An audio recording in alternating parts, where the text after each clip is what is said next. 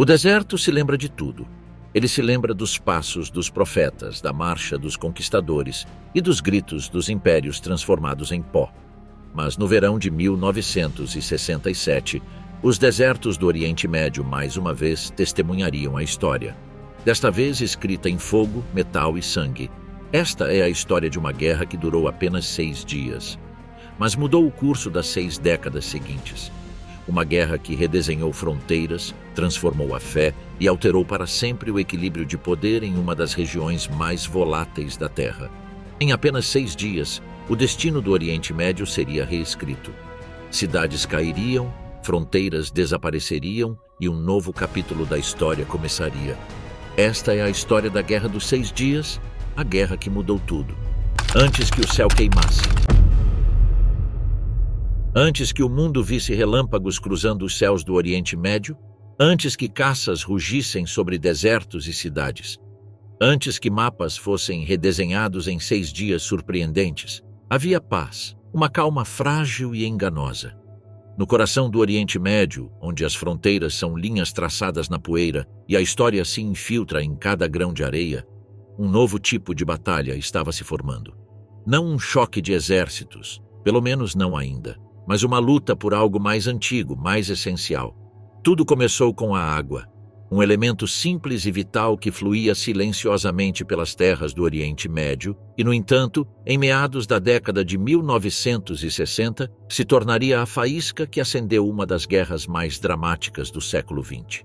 Israel, uma jovem nação com apenas 2 décadas de existência, enfrentava um desafio implacável: a sobrevivência em uma terra de escassez. O deserto de Negev, que se estendia por grande parte da metade sul do país, era árido e implacável. Cada gota d'água importava. Cada rio, cada córrego, cada gota de chuva que chegava ao Mar da Galileia tinha um valor incalculável. Em meados da década de 1960, engenheiros israelenses conseguiram o que muitos consideravam impossível.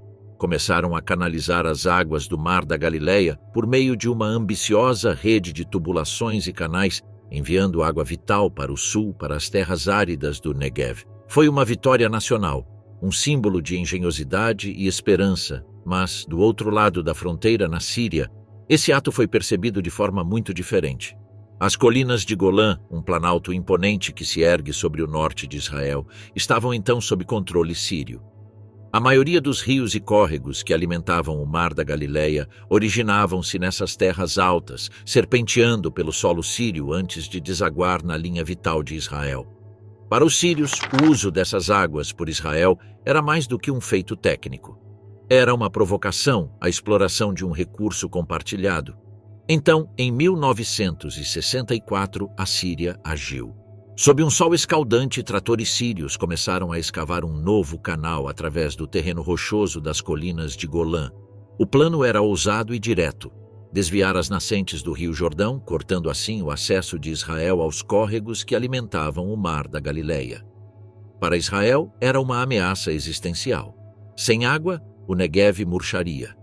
As colheitas morreriam, os assentamentos fracassariam e o sonho de uma pátria próspera no deserto começaria a desaparecer.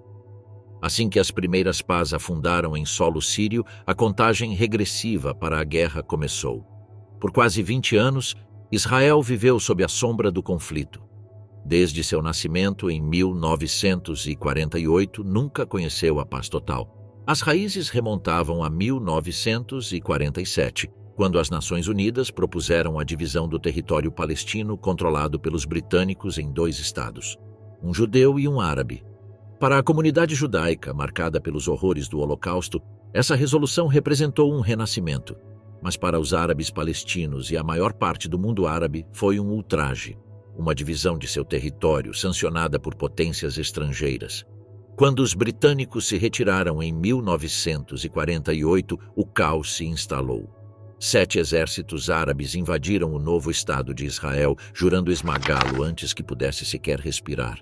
O que se seguiu foi a Guerra Árabe-Israelense de 1948, conhecida em Israel como a Guerra da Independência.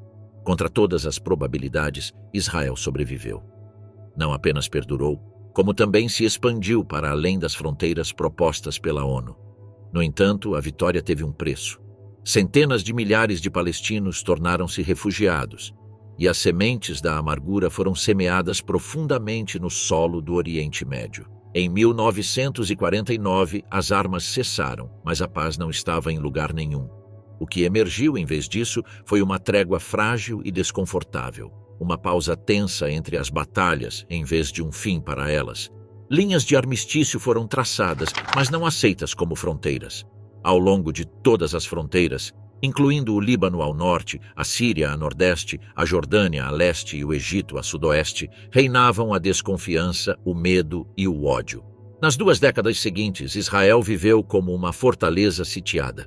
Entre 1948 e 1967, o maior inimigo de Israel era a própria geografia.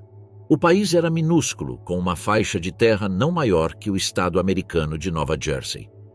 Seu formato lembrava uma ampulheta, com seu ponto mais estreito separando a costa mediterrânea das colinas da Jordânia. Ao norte, as escarpadas colinas de Golã erguiam-se acima da fértil região da Galileia. Artilheiros sírios posicionados nessas colinas podiam, e frequentemente o faziam, disparar contra aldeias e campos israelenses com uma precisão assustadora. A leste, a artilharia jordaniana nas colinas da Judéia podia bombardear Tel Aviv ou a estreita planície costeira quase à vontade. Israel não tinha espaço para recuar, nem barreiras naturais para defender, nem profundidade para absorver um ataque. Um único avanço inimigo poderia cortar o país em 2. Portanto, a estratégia de defesa de Israel precisava se basear em velocidade, precisão e prevenção. As forças de defesa de Israel não podiam se dar ao luxo de guerras de atrito prolongadas como as travadas na Europa durante a Primeira Guerra Mundial. Sua economia era pequena, sua população limitada e seus recursos escassos. Cada soldado, cada bala, cada avião importava. Se a guerra eclodisse, Israel teria que atacar primeiro. Teria que levar a luta ao inimigo antes que este pudesse atacar seu coração. Enquanto os engenheiros sírios continuavam o projeto do canal em 1964, aviões israelenses circulavam baixo sobre as colinas de Golã. As escavações tornaram-se campos de batalha em miniatura, com ataques, escaramuças aéreas e trocas de artilharia iluminando a fronteira. Cada confronto aumentava a tensão, cada troca um teste de coragem. O Oriente Médio, já um foco de velhos rancores e novas ambições, começava a transbordar. Tornava-se uma luta pela existência, orgulho e domínio em uma região onde todas as fronteiras eram frágeis e todas as crenças profundamente arraigadas. E à medida que as chuvas de 1966 deram lugar ao calor seco de 1967, poucos perceberam que o mundo estava a apenas algumas semanas de testemunhar uma das campanhas militares mais impressionantes da história moderna. Uma guerra que duraria apenas 6 dias, mas transformaria o Oriente Médio para sempre. De Suez a uma discussão acalorada no mar. O cenário já estava montado anos antes de 1967, com uma série de decisões que se apertaram como um nó corrediço.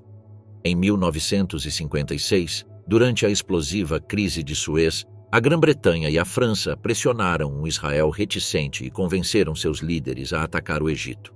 Por um breve e estrondoso intervalo, colunas israelenses cruzaram o Sinai em ondas, alcançando as próprias periferias da península. A operação foi ousada, cirúrgica e humilhante para o regime de Gamal Abdel Nasser e provocou uma resposta internacional inesperada.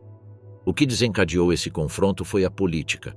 A primeira força de emergência das Nações Unidas foi enviada ao Sinai. Onde antes soavam armas, forças de paz agora patrulhavam. Onde antes circulavam tanques, observadores internacionais observavam. Por um tempo, a região esteve à beira de uma explosão. Mas uma explosão é tensão fingindo calma. Na década de 1960, essa frágil calma começou a se romper. Conflitos de fronteira entre Síria e Israel eclodiram repetidamente em torno das colinas de Golã, um anfiteatro rochoso de onde a artilharia síria podia arrasar fazendas e vilas israelenses. Cada rachadura aumentava o abismo da desconfiança. E no Cairo, o presidente Nasser viu sua autoridade enfraquecer sob pressão. Sua voz havia se tornado o grito de guerra do nacionalismo pan-árabe. No entanto, em meados da década de 1960, Rivais e críticos começavam a sussurrar que sua estrela estava se apagando. Nasser não toleraria parecer fraco. Se a Síria se tornasse o principal obstáculo ao confronto com Israel, sua liderança seria esvaziada. Ele precisava agir, e o cenário se apresentou. Em 16 de maio de 1967, em uma única ordem decisiva, Nasser ordenou que as Nações Unidas retirassem sua força de paz do Sinai. O que ele esperava era um esforço diplomático calculado, uma disputa que deixasse alguma presença da ONU no local. Mas isso não aconteceu. Para surpresa de Nasser, e talvez para seu horror, a ONU cumpriu quase imediatamente. Os soldados da paz fizeram as malas e deixaram o Sinai como se o relógio tivesse batido. A barreira que impedira um confronto total desapareceu em uma semana. De repente, o Egito se viu desprotegido no flanco sudoeste de Israel. Nasser, que vinha proferindo uma retórica inflamada sobre o destino de Israel, viu-se diante da jovem nação em apuros, sem nada entre eles além do deserto e do destino. Havia outro ponto de pressão muito mais imediato, o Estreito de Tirã. Essas estreitas vias navegáveis na foz do Golfo de Acaba constituíam a rota marítima vital de Israel para o sudeste. Assim, com canhões e tropas navais posicionados na costa do Sinai, o Egito poderia efetivamente bloquear o porto israelense de Eilat. O direito internacional considerava o estreito uma via navegável internacional, apesar de sua proximidade com a costa egípcia. Fechá-lo à navegação israelense seria, na verdade, um ato de guerra. Então a escalada tornou-se impossível de ignorar. As fileiras egípcias engrossaram. Em 20 de maio, o Cairo convocou reservas e colocou a economia em pé de guerra. As fábricas diminuíram suas atividades, os trens se esvaziaram e homens em trajes civis se apresentaram aos quartéis. Sob intensa pressão, o rei Hussein da Jordânia foi persuadido e intimidado por Nasser a unir forças com o Egito e a Síria. Os sírios continuaram seu projeto de canal através das colinas de Golã. Colunas blindadas egípcias avançaram em direção ao Sinai. Cada movimento apertava ainda mais o cerco em torno de Israel. Enquanto isso, do outro lado do Mediterrâneo, os problemas internacionais começaram a piorar. A Sexta Frota dos Estados Unidos foi posicionada em alerta máximo nas rotas marítimas orientais como um sinal. A frota soviética do Mar Negro também se moveu, deslocando navios por estreitos estratégicos enquanto titãs da Guerra Fria se seguiam nas marés da região. Vozes diplomáticas subiam e desciam, mas as conversas mais perigosas aconteciam com tropas em terra e canhões apontados para o céu. Em 28 de maio, o tom de Nasser não deixava espaço para complicações. Ele declarou publicamente que o Egito pretendia travar uma guerra total com a destruição de Israel como seu objetivo declarado. Quando um líder promete abertamente a aniquilação, as facções políticas dentro do Estado visado raramente permanecem divididas por muito tempo.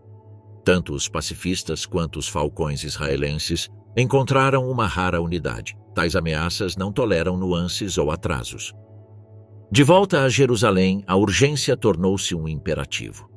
Em 4 de junho, após 7 horas de briefings militares que revelaram mapas, relatórios de satélite e estimativas de inteligência, um gabinete de unidade nacional se reuniu. Homens e mulheres cujas divergências haviam definido a política israelense por anos silenciaram sombriamente e tomaram a decisão mais terrível. Autorizaram o primeiro-ministro a entrar em guerra se o Conselho Militar assim o determinasse. Em poucas horas, a ordem vazou. O primeiro-ministro Levi Eshkol, consciente do peso da história e da sobrevivência, instruiu seu ministro da Defesa, Moshe Dayan, a se preparar para as hostilidades. Os militares se moveram com a mesma eficiência clínica que havia definido os sucessos secretos de Israel nas décadas anteriores. A Força Aérea Israelense havia aperfeiçoado um ritual.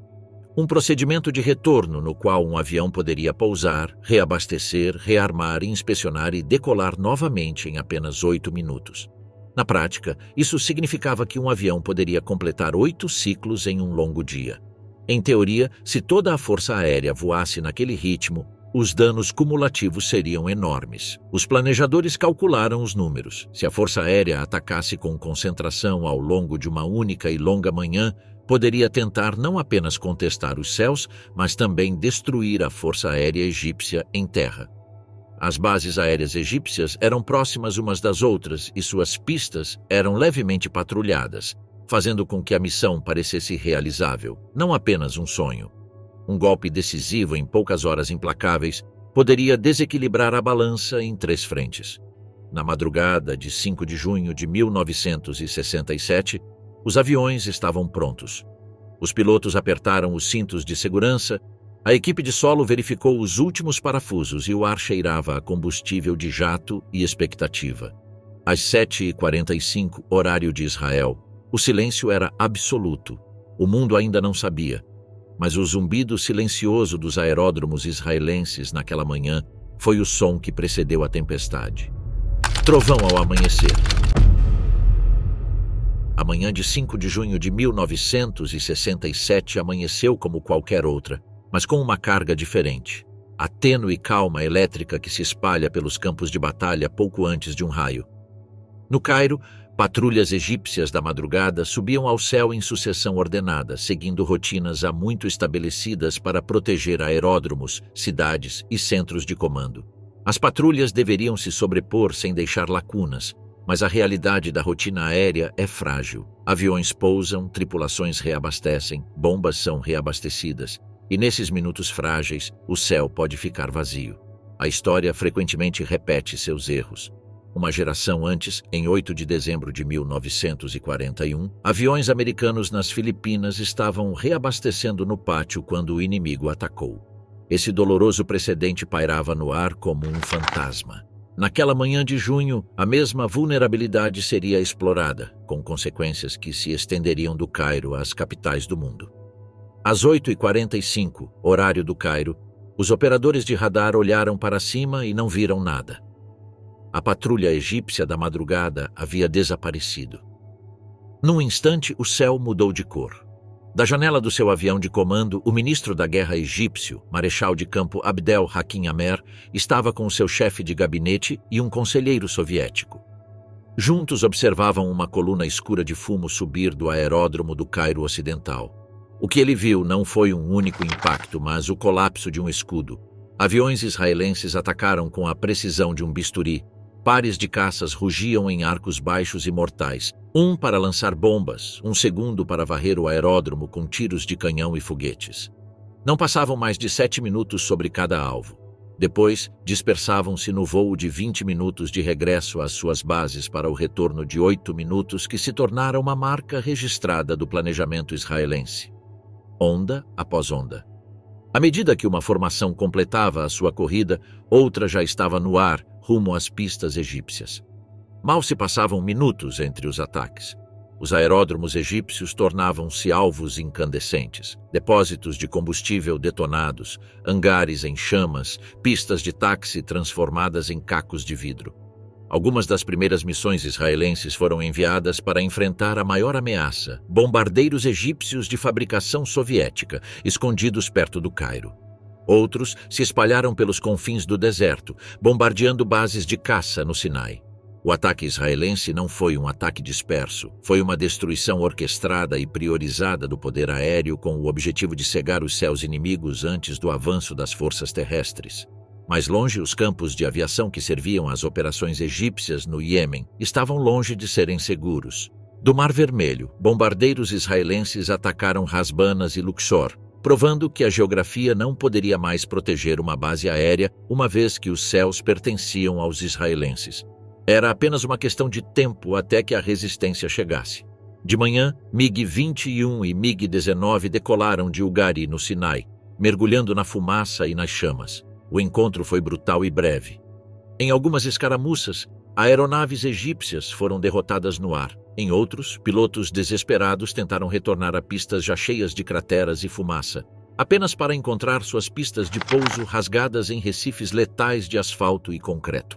Os pilotos sobreviventes tiveram que saltar de paraquedas ou assistir seus aviões capotarem no deserto. A cena ao meio-dia foi devastadora. Centenas de aeronaves egípcias destruídas na pista ou queimadas além do reparo. Ao meio-dia, relatórios israelenses contabilizaram a destruição, cerca de 250 aeronaves egípcias destruídas, um número que ressoaria como uma expressão do choque que se abatera sobre a força aérea do Cairo. As perdas egípcias no primeiro dia incluíram muitos de seus experientes pilotos mortos ou feridos. As perdas israelenses, por outro lado, foram comparativamente pequenas. A escala da destruição foi psicológica. Uma força aérea aniquilada deixa uma nação exposta de maneiras que mapas e fortificações não podem reparar. Não foi apenas a força aérea egípcia que foi atacada. A força aérea síria, enganada pela retórica do Cairo para atacar as refinarias de petróleo de Haifa, foi aniquilada em detalhes. A força aérea real da Jordânia tentou apoiar as tropas ao redor de Jerusalém, mas sofreu o mesmo destino. Até mesmo elementos iraquianos que haviam avançado em apoio foram neutralizados. Ao meio-dia daquele primeiro dia, Israel tinha superioridade aérea absoluta nos céus do Egito, Jordânia e Síria, um domínio que redefiniu o equilíbrio de poder em todos os campos de batalha. A superioridade aérea era mais do que uma vantagem, era um multiplicador de forças. Deu a Israel alcance e a capacidade de atacar em profundidade e rapidez com relativamente poucos recursos. Proporcionou flexibilidade operacional. Aeronaves podiam se mover entre as frentes, responder a crises em desenvolvimento e impedir reforços ou retiradas inimigas. Transformou o espaço aéreo em uma superestrada para logística e tropas aerotransportadas e uma cortina através da qual as forças terrestres israelenses podiam manobrar com muito mais segurança. O que tornara o Egito perigoso em teoria estava agora exposto na prática. O Estado-Maior egípcio havia elaborado um plano para defender o Sinai em profundidade, algo que parecia um sistema metódico para absorver um atacante e destruí-lo à medida que avançava. Mas a política se interpôs entre o plano e a prática. O presidente Nasser, influenciado pela retórica e pela necessidade de parecer ofensivo em vez de defensivo, ordenou que suas forças avançassem. O exército, treinado e preparado para manter defesas em camadas, redistribuiu-se, marchando para território desconhecido em preparação para a invasão, em vez de defender pacientemente o Cairo e as principais linhas de suprimento que se estendiam por trás dele. Essa redistribuição teve consequências mais profundas do que os mapas mostram. Soldados ordenados a abandonar posições preparadas e se reentrincheirar em novos terrenos perdem mais do que tempo, perdem coesão, moral e a confiança silenciosa de um exército que conhece seu terreno. Tropas cansadas de movimento, mal abastecidas e mal lideradas, não se tornam máquinas de combate de repente quando os projéteis começam a cair. A infantaria egípcia, deslocada de seus cinturões defensivos para posições avançadas expostas, viu-se vulnerável às táticas de reconhecimento e rápida evolução que os israelenses haviam aperfeiçoado. O conceito operacional de Israel em terra era direto e implacável: romper a frágil barreira de unidades avançadas egípcias e então explodir para o oeste ao longo das 3 principais rotas leste-oeste no Sinai, para alcançar e destruir as reservas egípcias antes que pudessem se reagrupar. Os combates mais pesados e sangrentos ocorreriam durante esse avanço inicial. Assim que as rachaduras surgissem, os blindados e a infantaria israelenses avançariam e transformariam uma vitória tática em impulso operacional. E assim, enquanto a fumaça ainda subia sobre as pistas esburacadas e os primeiros sobreviventes das batalhas aéreas eram resgatados dos destroços, ambos os lados se preparavam para o próximo ato, com forças terrestres em posição, artilharia em prontidão e comandantes já calculando o custo de cada hora. Mesmo com a guerra aérea prestes a terminar, a guerra terrestre começava.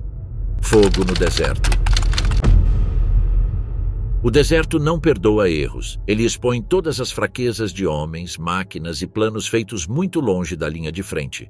Em 5 de junho de 1967, o primeiro dia da Guerra dos 6 Dias, essa lição viria à tona sobre o exército egípcio.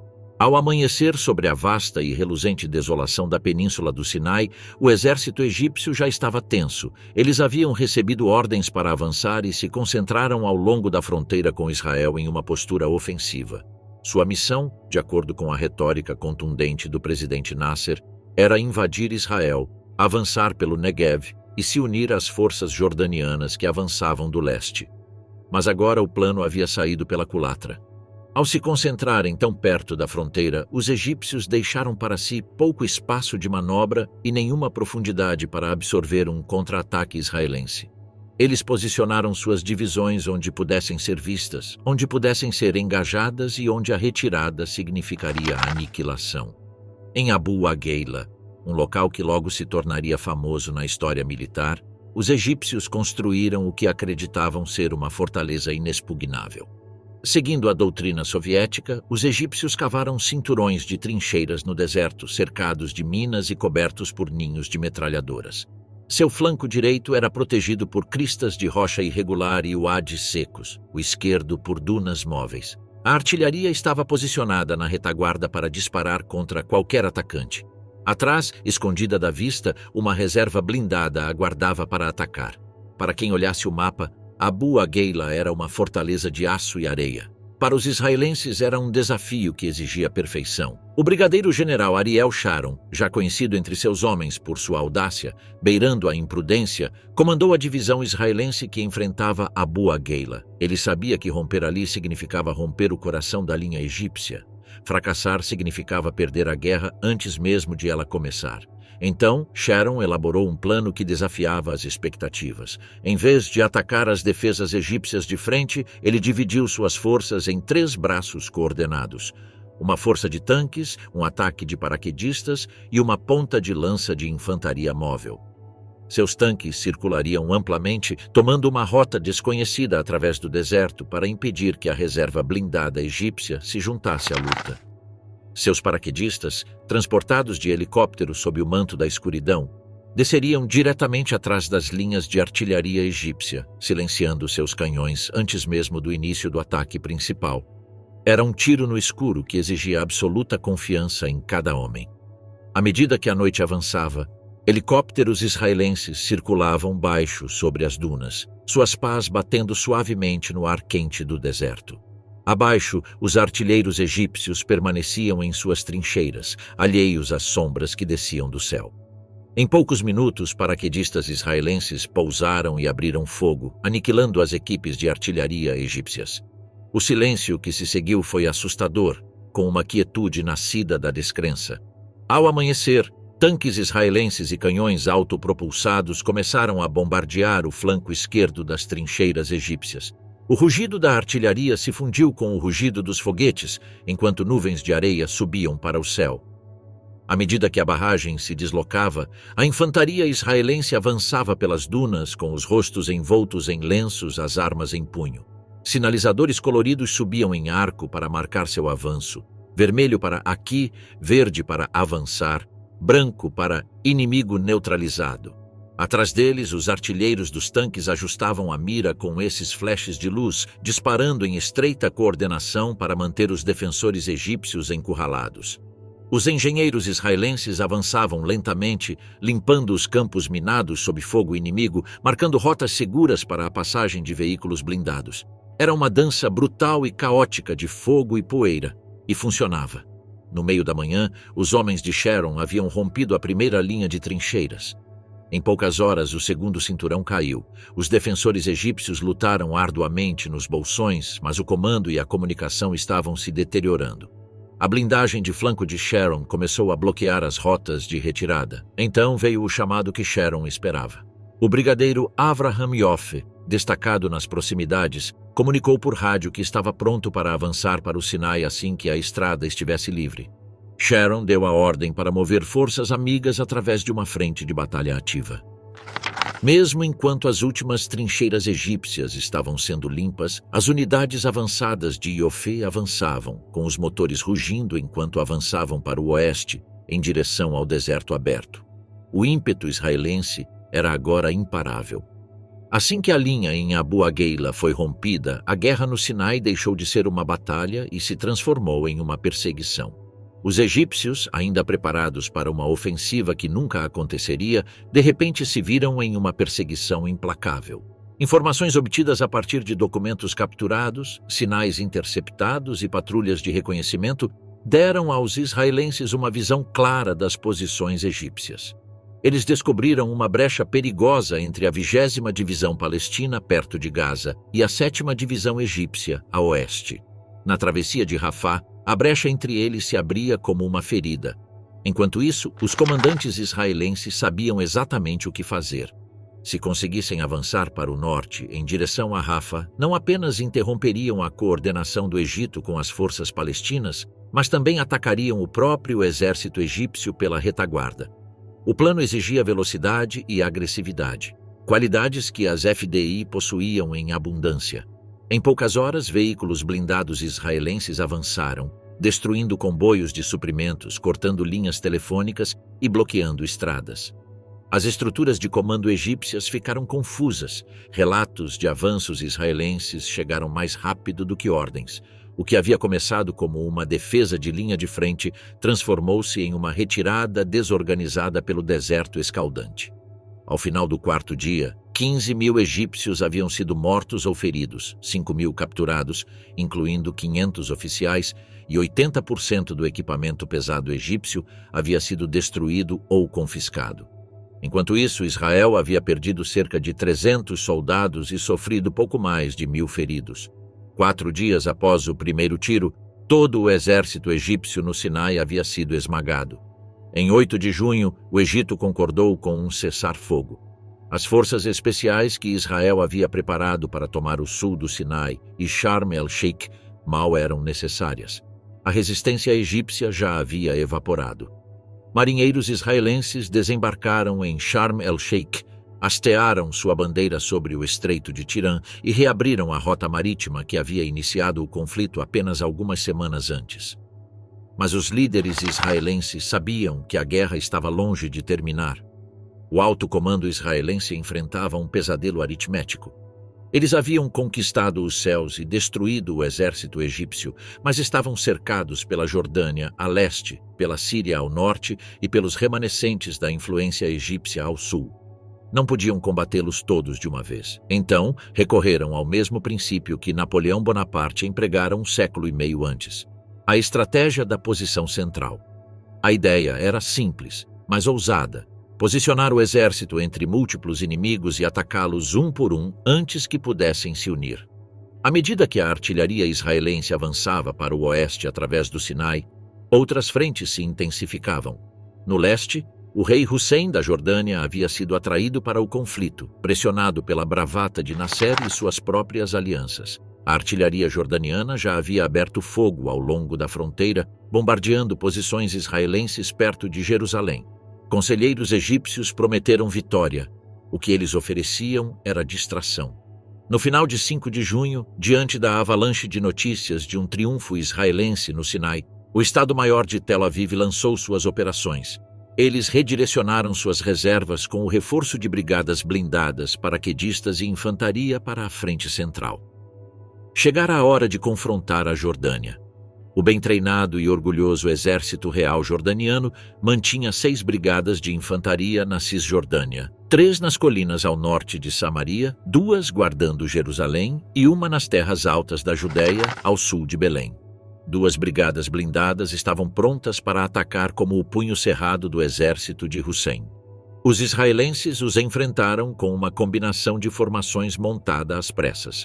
A brigada de Jerusalém, 2 brigadas de infantaria de reserva guardando o estreito corredor costeiro israelense e uma divisão emprestada da frente norte. O suficiente para resistir, mas não para atacar, até agora. Com o colapso do Egito, Israel pôde finalmente concentrar todas as suas forças em Jerusalém. A ponta de lança seria o coronel Uri Ben-Ari, um comandante de corpo blindado nascido na Alemanha, com seu charuto preso entre os dentes enquanto liderava a 10ª Brigada Mecanizada. Ao lado dele, os paraquedistas calejados pela batalha da 55ª Brigada, antes preparados para lançamentos aéreos no Egito, foram realocados para as colinas da Judéia. À medida que as colunas blindadas de Ben-Ari avançavam pelo terreno rochoso ao norte de Jerusalém, cortaram a Cisjordânia em 2, cortando as linhas de suprimentos jordanianas antes que os defensores pudessem se reagrupar. Simultaneamente, a infantaria israelense, avançando do aeroporto de Lod, tomou a antiga fortaleza britânica de Latrum, liberando o acesso à cidade sagrada. Em Amã, o rei Hussein enfrentou a decisão mais agonizante de sua vida: recuar e arriscar a humilhação, ou continuar lutando e arriscar a destruição. Incentivado por seus aliados e movido pelo orgulho, ele escolheu atacar. E enquanto o sol nascia sobre as antigas pedras de Jerusalém, aeronaves jordanianas cruzavam os céus. A batalha pela cidade sagrada estava prestes a começar. A Batalha por Jerusalém. A história do rei Hussein da Jordânia na Guerra dos 6 Dias é de um trágico erro de cálculo. Um homem preso entre a lealdade, o orgulho e a ilusão. Para entender suas decisões, precisamos recuar e observar a perigosa situação de seu reino em 1967. A Jordânia era uma pequena nação cercada por gigantes. Egito ao sudoeste, Síria ao norte e Israel a oeste. Sua sobrevivência dependia das areias movediças das alianças árabes e das manobras cautelosas de seu jovem monarca, o rei Hussein. Ele governava um país à beira da história, uma terra que abrangia a Cisjordânia, incluindo Jerusalém Oriental, um dos territórios mais sagrados do planeta. Mas a posição da Jordânia nunca foi segura. Tanto o presidente egípcio Gamal Abdel Nasser quanto o regime baatista sírio desconfiavam de Hussein, considerando-o moderado demais, ocidental demais, cauteloso demais diante de Israel. E Hussein, por sua vez, desconfiava deles. Ele viu claramente que tanto Cairo quanto Damasco eram movidos tanto pela ambição quanto pela unidade árabe. Falavam de libertação, mas o que realmente buscavam era o domínio sobre Israel, o mundo árabe e talvez um dia a própria Jordânia. Assim, quando Nasser e a Síria iniciaram sua retórica inflamada contra Israel em maio de 1967, o rei Hussein hesitou. Ele não queria participar de uma guerra que pudesse consumir seu pequeno reino. Mas na febre do nacionalismo árabe, hesitar parecia traição. Ficar de lado significaria isolamento. Lutar significaria destruição. E foi então que Nasser jogou sua carta mais perigosa. Uma mentira tão audaciosa que mudou o curso da guerra. Nas primeiras horas de 5 de junho de 1967, a Força Aérea Israelense atacou com precisão devastadora. Em menos de 3 horas, quase toda a Força Aérea Egípcia foi reduzida a escombros em chamas no deserto. Pistas queimadas, pilotos jaziam mortos ao lado de seus aviões destruídos. A rede de defesa aérea egípcia havia desaparecido, mas no Cairo, a verdade era um luxo que Nasser não podia se dar ao luxo. Ele ligou para o rei Hussein com falsa confiança e lhe disse que 70% da Força Aérea Israelense havia sido destruída em heróicos contra-ataques egípcios. Era mentira, uma mentira calculada e implacável. Mas para Hussein, desesperado por acreditar que o Egito ainda se mantinha forte, isso soava como esperança. Se Israel tivesse perdido seu poder aéreo, talvez a Jordânia, juntamente com a Síria e o Egito, pudesse desferir o golpe fatal no Estado sionista. A pressão do mundo árabe aumentou. Se Hussein se recusasse a lutar, seria para sempre rotulado de covarde e traidor da causa árabe. Então, relutante e tragicamente, ele decidiu entrar na guerra. Em poucas horas, os aeródromos jordanianos foram atacados. Aviões israelenses, após completarem suas missões sobre o Egito e a Síria, voltaram sua atenção para o leste. Voaram baixo sobre Amman e Mafraq, bombardeando pistas de pouso de precisão, hangares e estações de radar. A pequena, mas bem treinada Força Aérea Real Jordaniana não teve chance. Em minutos, toda a sua frota, incluindo Hawker Hunters e jatos Vampire, estava em chamas. Os céus sobre a Jordânia silenciaram.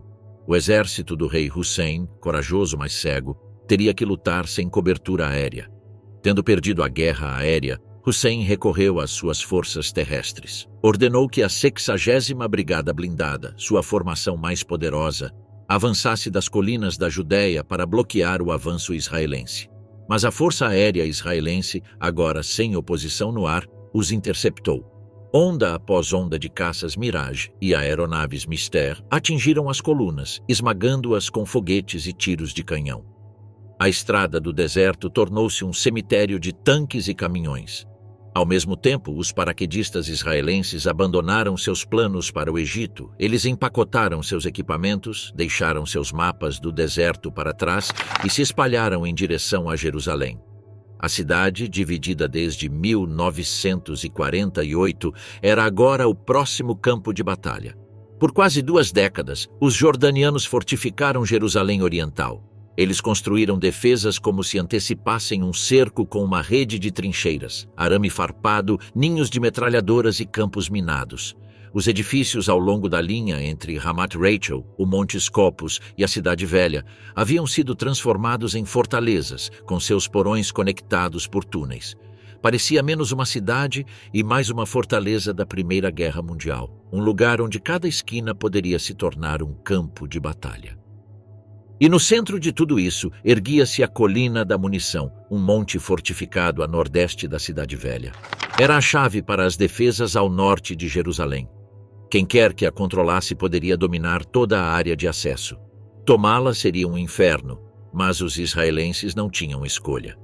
Às 2 horas da manhã de 6 de junho, sob um céu escuro e silencioso, a 55ª Brigada de Paraquedistas israelense iniciou seu ataque à Colina da Munição. Avançaram a pé, abrindo caminho através de arame farpado e trincheiras, trocando tiros com os defensores jordanianos, que se recusavam a ceder 1 centímetro. Granadas explodiam nas passagens estreitas. Tiros de metralhadora saíam de todas as janelas e portas. A batalha se transformou em uma série de combates corpo a corpo brutais, com soldados correndo de trincheira em trincheira, lutando com rifles, baionetas e às vezes com as próprias mãos. A luta durou 4 horas incessantes. Ao amanhecer, o ar estava denso de fumaça e poeira. Os gritos dos feridos ecoavam entre os muros. Quando o sol finalmente nasceu sobre Jerusalém, a Colina das Munições silenciou. A bandeira israelense tremulava onde antes ficava o estandarte jordaniano. O preço foi imenso. Ambos os lados lutaram bravamente e ambos sangraram profusamente. Até hoje, os soldados israelenses se lembram dessa batalha como uma das mais ferozes batalhas urbanas de sua história. E para os jordanianos, ela continua sendo um símbolo de coragem diante de probabilidades inimagináveis. Enquanto Jerusalém ardia, outra batalha se desenrolava mais ao norte. Divisões israelenses, sob o comando do major-general Elad Peled, avançaram para as colinas da Samaria. As brigadas avançaram por Jenin, enfrentando tropas jordanianas entrincheiradas em um brutal combate casa a casa. Os israelenses encontraram forte resistência em Cabatia e lutaram durante toda a noite em direção a Nablus, a antiga cidade aninhada nos vales das montanhas. Uma coluna israelense rompeu o cerco para se aproximar pelo leste. Os habitantes de Nablus, vendo as nuvens de poeira dos tanques no horizonte, confundiram-nos com reforços jordanianos. Eles comemoraram até verem a bandeira azul e branca nas torres. Àquela altura, a estrutura de comando jordaniana estava se desintegrando. Reforços enviados do leste foram aniquilados pela interdição aérea israelense e seus comboios foram destruídos por foguetes antes que pudessem chegar às linhas de frente. Na noite de 6 de junho, ficou claro: a Jordânia não poderia manter Jerusalém. O governador jordaniano da cidade, não vendo possibilidade de reforços e temendo um cerco, ordenou a retirada. Às 8h30 do dia 7 de junho, a 55ª Brigada de Paraquedistas israelense lançou seu ataque final. 2 batalhões subiram o Monte das Oliveiras, passando pelo Hospital Augusta Victoria, e então desceram a serra em direção ao Vale do Cedron. Um 3º batalhão, sob o comando do coronel Mota Gur, avançou diretamente em direção às antigas muralhas da Cidade Velha. No portão de Santo Estevão, agora conhecido como o Portão do Leão, os homens de Gur romperam as muralhas. Eles avançaram pelas ruas estreitas e sinuosas, limpando as casas uma a uma, enquanto o som dos tiros ecoava entre as pedras que haviam testemunhado séculos de conquistas e orações. Às 10 horas, a Cidade Velha de Jerusalém estava segura. Soldados israelenses, empoeirados e ensanguentados, reuniram-se perto do Muro das Lamentações, tocando suas pedras com mãos trêmulas. Pela primeira vez em 1900 anos, o povo judeu permaneceu soberano em sua antiga capital. Ao sul de Jerusalém, tropas israelenses da Brigada de Jerusalém avançaram por Belém e Hebrom, tomando as colinas da Judéia. Ao norte da cidade, a 10ª Brigada de Ben-Ari avançou pelo Vale do Jordão, cortando as últimas rotas de fuga dos jordanianos. Mas a vitória teve um preço. Israel havia perdido 550 soldados e 2.500 feridos. Para a Jordânia, a perda foi catastrófica. 6.000 homens mortos ou desaparecidos, metade da população do reino sob ocupação e o coração do sonho hashemita perdido em questão de dias. O rei Hussein, traído pelas falsas promessas de Nasser e abandonado pela retórica vazia da Síria, não teve escolha. Em 7 de junho, Concordou com um cessar-fogo. Lutou bravamente, mas combateu fantasmas conjurados por mentiras, ilusões e um sonho de unidade árabe que se extinguira no deserto muito antes do primeiro tiro ser disparado. A Batalha pelas Colinas. Ao cair da noite do terceiro dia da Guerra dos 6 Dias, o Oriente Médio ardia sob o peso de decisões que redefiniram seu destino para sempre. O Egito havia iniciado a guerra porque não podia se dar ao luxo de parecer fraco diante de sua feroz vizinha do norte, a Síria. Os sírios, antagonistas de longa data de Israel, atiçaram as chamas do confronto com uma confiança irresponsável, e logo o Egito seguiu o exemplo, desesperado para provar ser o verdadeiro guardião do orgulho árabe. Mas os erros de cálculo do Egito foram devastadores. Em 4 dias, seu poderoso exército foi destruído no deserto do Sinai. Colunas de tanques egípcios, abandonados e em chamas, ardiam sob o sol implacável. Os soldados fugiram para o oeste em direção ao Canal de Suez, em uma retirada caótica. A Jordânia também se juntou à luta. O rei Hussein da Jordânia não queria guerra. Ela já tinha visto muitos fantasmas ressurgirem das cinzas de 1948. Mas cercada pela pressão árabe e alimentada pelas mentiras do presidente Nasser de que o poder aéreo israelense havia sido destruído, ela tomou uma decisão fatal. E por causa dessa decisão, o exército real da Jordânia sofreu seu próprio colapso em apenas 3 dias. Enquanto Egito e Jordânia vacilavam, a Síria não hesitou mais. Durante anos, os agricultores do norte de Israel viveram à sombra das colinas de Golã, um planalto imponente que se eleva a mais de 600 metros acima do fértil Mar da Galileia. Dessas alturas, a artilharia síria podia observar profundamente o território israelense, bombardeando os pacíficos kibutzim e fazendas com projéteis. Viver no norte de Israel era viver sob constante ameaça. As crianças aprendiam a correr para abrigos ao primeiro apito do fogo inimigo. Os agricultores aravam seus campos sob o olhar atento dos artilheiros sírios que, de seus bunkers de concreto, observavam cada movimento. As colinas de Golã eram uma fortaleza no céu. Quem as controlasse tinha poder sobre o norte. E agora, com a queda do Egito e da Jordânia, a Síria permanecia sozinha, desafiadora, exposta e furiosa. Em 8 de junho, o 4º dia da guerra, o Egito finalmente concordou com um cessar-fogo. O silêncio do Cairo deixou Damasco isolada. No entanto, enquanto os líderes israelenses ponderavam seu próximo movimento, os canhões sírios cruzaram a fronteira novamente. A artilharia bombardeou a Galileia. Projéteis atingiram aldeias israelenses. 2 civis foram mortos e 16 feridos em um gesto final de desafio vindo do alto. Foi o suficiente. O ministro da Defesa de Israel, Moshe Dayan, tomou sua decisão. As colinas de Golã não permaneceriam mais em mãos inimigas. A ordem naquele momento era tomá-las. No entanto, a tarefa à frente era muito difícil. O Golã era uma fortaleza natural com um vasto planalto de rocha vulcânica e ravinas profundas, quase impossíveis de atacar frontalmente. As encostas que levavam a ele eram íngremes e traiçoeiras, crivadas de campos minados e bunkers sírios. Chegar ao cume era como entrar na cova dos leões. As linhas defensivas do exército sírio eram organizadas em camadas de aço e concreto, seguindo a doutrina soviética. No sul do Golã, o 35º Grupo de Brigada cavou fundo em uma região de cânions, com vales estreitos e íngremes onde os tanques mal conseguiam manobrar. No norte, o 12º Grupo de Brigada mantinha posições dominantes, reforçadas por infantaria e reservas blindadas. 5 batalhões da Guarda Republicana Síria, cuidadosamente selecionados e ferozmente leais, mantinham bastiões fortificados em bunkers reforçados com aço e pedra. Atrás deles aguardava o 42º Grupo de Brigada, a força de ataque mecanizada da Síria. Com tanques, infantaria mecanizada e reservas, eles estavam de prontidão ao longo da rodovia Damasco-Cuneitra, prontos para contra-atacar qualquer brecha israelense. Para a Síria, as colinas de Golã eram o último escudo antes do coração de Damasco. Perdê-las seria impensável. Do lado israelense, 2 forças-tarefa divisionais se reuniram para uma das operações mais ousadas da história militar moderna. Do norte, o brigadeiro da reserva Dan Lehner lideraria suas tropas, incluindo uma brigada blindada e a brigada de infantaria de elite Golani. subindo as encostas traiçoeiras perto de Tel Faher e Tel Azaziat. Do sul, outra força-tarefa se deslocaria para o norte para atacar a face sul do Golã. Nos 2 dias que antecederam o ataque, a Força Aérea Israelense desencadeou um bombardeio implacável. Ondas e mais ondas de aeronaves sobrevoavam o Planalto, lançando bombas e foguetes sobre as posições sírias. O chão tremeu e os outrora orgulhosos bunkers na fronteira com a Síria estremeceram sob nuvens de fumaça. Mas quando o ataque aéreo terminou, os sírios ainda estavam lá, esperando.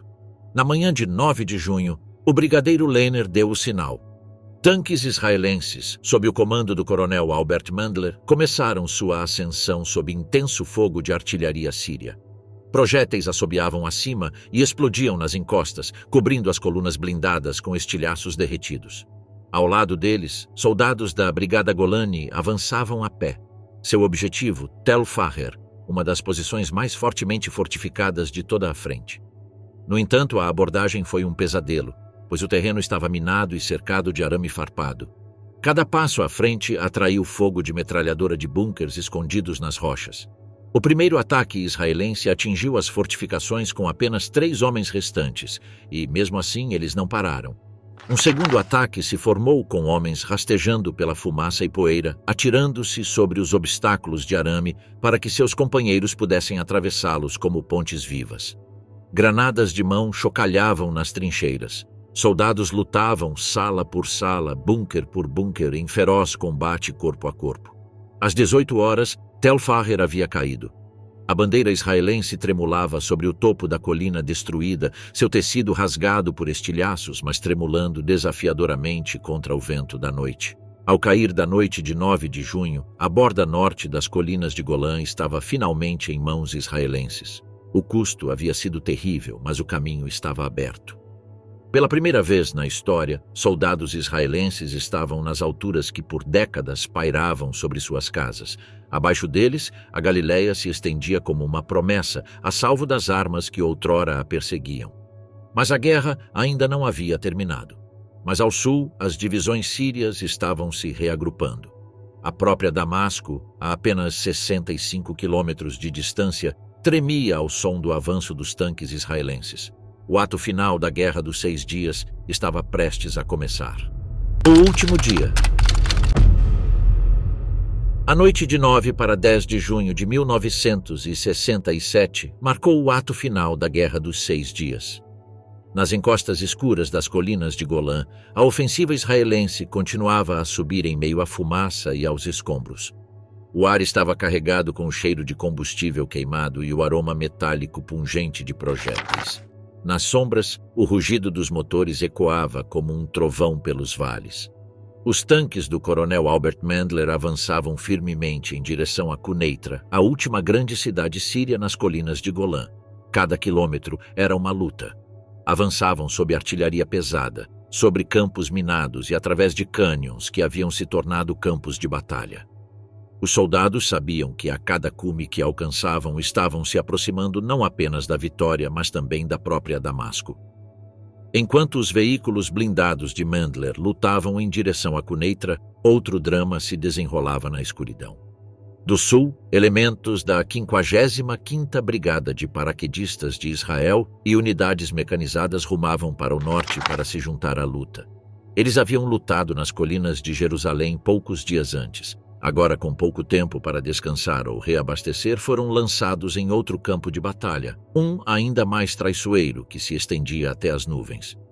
Foi uma noite de caos e improvisação, o tipo de caos que as forças de defesa de Israel aprenderam a dominar. Ao longo de estradas desertas e por estreitas passagens nas montanhas, comboios de caminhões, jipes e tanques serpenteavam em direção ao norte com os faróis apagados. Nuvens de poeira os seguiam como fantasmas.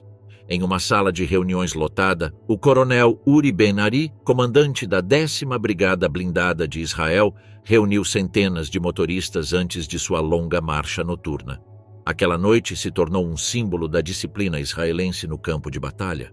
Contra todas as probabilidades, toda a brigada chegou às suas coordenadas ao amanhecer, pronta para o combate. Ao amanhecer de 10 de junho, Dois grupos de brigadas israelenses iniciaram seu ataque ao Golã Central.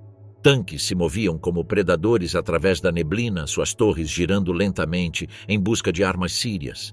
Atrás deles, a infantaria seguia a pé, com as botas escorregando na poeira vulcânica. Ao meio-dia, uma força-tarefa divisional israelense formada às pressas lançou um ataque de flanco pelo sul, saltando de cume em cume no que os soldados mais tarde chamariam de salto de sapo, atravessando ravinas e encostas devastadas para superar as defesas sírias. Mas os sírios estavam vacilantes. A guerra já os havia exaurido.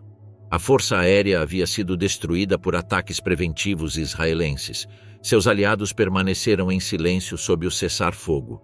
E agora, com o exército israelense forçando passagem pelos setores norte e sul, Damasco enfrentava uma escolha impossível. Uma a uma, o alto comando sírio começou a retirar suas brigadas em direção à capital. A 42ª Divisão Mecanizada retirou-se silenciosamente da frente de batalha. Sua missão não era mais lutar pelas colinas de Golã, mas salvar o que restava do exército. Ao cair da noite de 10 de junho, a frente síria estava em colapso. Tanques israelenses avançavam continuamente pelas posições abandonadas. Os defensores, antes ferozes e determinados, desapareceram em meio aos canhões, deixando apenas o eco do fogo de artilharia à distância. Ao cair da noite, ambos os lados concordaram com um cessar-fogo. A guerra havia terminado. A Síria havia perdido mais de 2.500 soldados, outros 5.000 feridos e quase 600 capturados. Os israelenses pagaram seu próprio preço com 127 mortos e 600 feridos, mas conseguiram o que ninguém imaginava ser possível. Em apenas 6 dias, Israel derrotou 3 exércitos, capturou vastos territórios e transformou o mapa do Oriente Médio. Ao amanhecer de 11 de junho de 1967, o Estado de Israel não era mais a nação pequena e vulnerável de uma semana antes. Pela primeira vez em sua curta história, Israel tinha uma defesa sólida, o espaço precioso que sempre lhe faltou. A península do Sinai, que se estendia até o Canal de Suez, estava agora em mãos israelenses, com uma vasta barreira desértica que poderia proteger sua fronteira sul. As colinas de Golã, o grande planalto vulcânico que atormentava o norte por décadas, estavam agora seguras. Soldados israelenses podiam avistar a Galileia, e na Cisjordânia, Israel havia conquistado territórios de profundo significado histórico e espiritual, como Jerusalém, Hebrom e Belém, lugares documentados com milhares de anos de fé e identidade. Mas com esse triunfo veio uma nova e sombria realidade. A vitória que garantiu as fronteiras de Israel também trouxe consigo novos fardos. Dentro da Cisjordânia ocupada, vivia uma grande população palestina, um povo sem Estado, agora sob ocupação israelense. O mundo observava atentamente. A comunidade internacional recusou-se a reconhecer a anexação dos territórios por Israel. E dentro do próprio Israel, um debate acirrado eclodiu. Alguns argumentavam que essas terras faziam parte do antigo Israel, uma herança divina que deveria ser colonizada e preservada para sempre. Outros alertavam que mantê-las apenas aprofundaria o conflito, semeando as sementes de futuras guerras.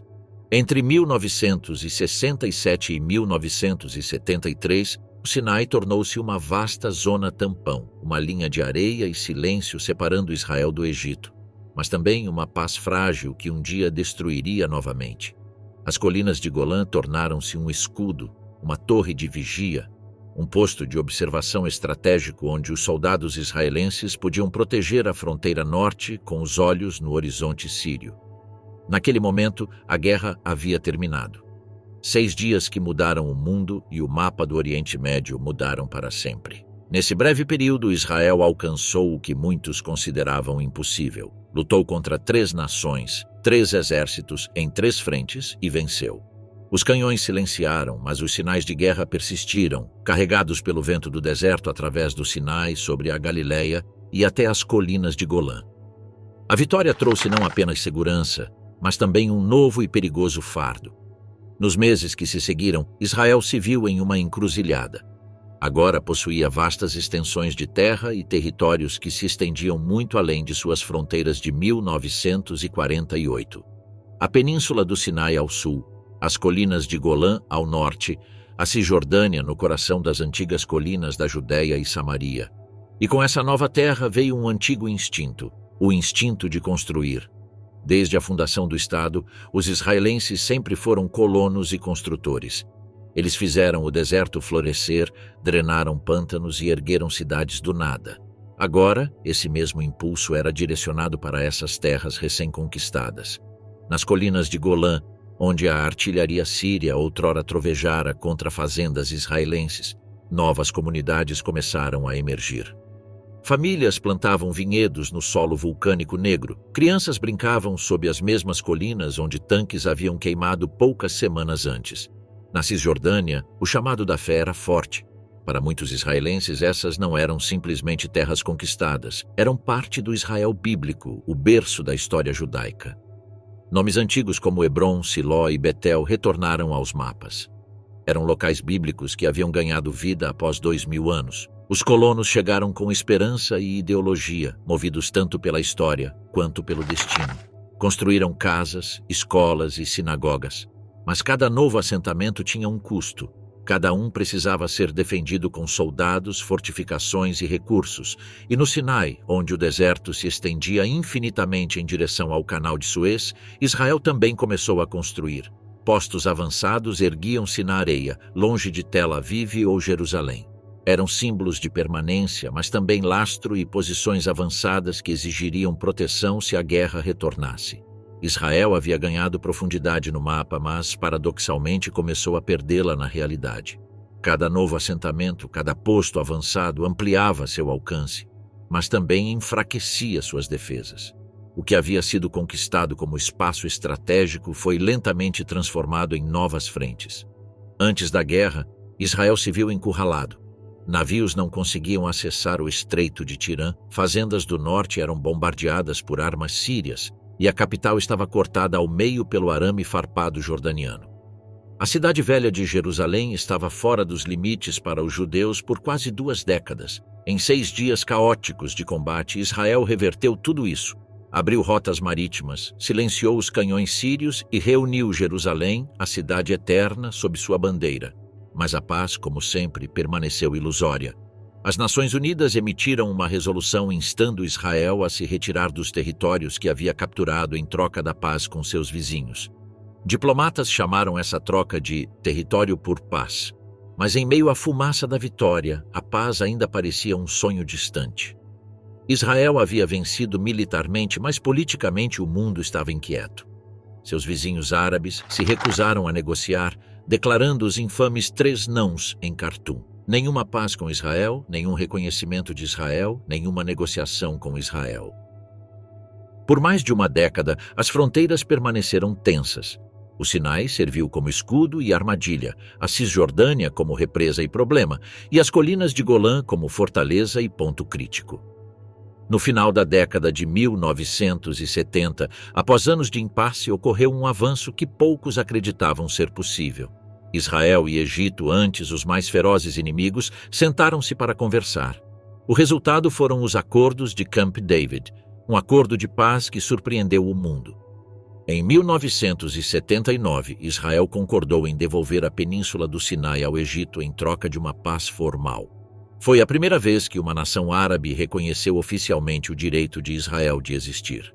No entanto, isso teve um alto custo: o desmantelamento dos assentamentos israelenses no Sinai. Famílias que haviam construído suas casas ali agora assistiam aos soldados ajudá-las a derrubá-las, colocando suas vidas em caminhões e deixando o deserto para trás. Mas pela primeira vez, houve paz na fronteira sul de Israel. A fronteira com o Egito silenciou. Mais de 20 anos depois, Israel e Jordânia, 2 nações que antes travavam batalhas nas colinas acima de Jerusalém, também assinaram um tratado de paz aberto. 2 reis, 2 inimigos que se tornaram aliados, apertaram as mãos. Parecia que a promessa de 1967 de terras em troca de paz, proposta anteriormente, poderia finalmente se concretizar. E, no entanto, mesmo décadas depois, ainda há muito a ser feito. Mais de 30 anos após a Guerra dos 6 Dias, os israelenses não se sentiam mais seguros do que antes. Velhos medos persistiam com foguetes do norte, bombardeios internos e rumores de novas guerras no horizonte. Os territórios capturados em 1967 tornaram-se as mesmas terras que definiram o próximo meio século de conflito: Gaza, a Cisjordânia, o Golã. As mesmas colinas, as mesmas estradas, as mesmas fronteiras, assombradas por negócios inacabados.